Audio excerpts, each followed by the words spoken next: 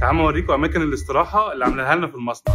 احلى حاجه لما نكون في الشغل كده وفي حاطين بقى تلاجات، في هنا الشوكولاتات والحاجات دي السريعه سناكس، وفي للميه طبعا شبرودة فاسا اللي هي الميه الغازيه، وفي ميه عاديه ساقعه. ده المكان اللي احنا بنقعد فيه الاستراحه. طبعا لما في حد بيجي يقعد هنا المفروض ما يطلعش صوت اصلا. لو في حد قاعد انا ما كنتش اعرف ان انا اصور. دي كده ماكينات القهوه، تطلب منها اللي انت عايزه، تضغط على الشيء وبتدفع عن طريق المكنه.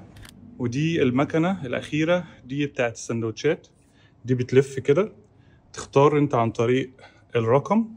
في عربيه بتجيلنا يوميا في كل شيشت، في كل ورديه بتيجي عربيه وتبيع الاكل. لو انت طبعا نسيت اكل، ما عملتش، ما جبتش معاك، فما بتقلقش، بتيجي هنا الشغل بتلاقي كل حاجه موجوده، وكمان رخيصه جدا. يعني مثلا لو وريتكم هنا اي كوبايه قهوه او شاي او اي حاجه بتبقى عامله 50 سنت. يعني انتوا شايفين هنا 50 سنت، فشيء لا يذكر يعني.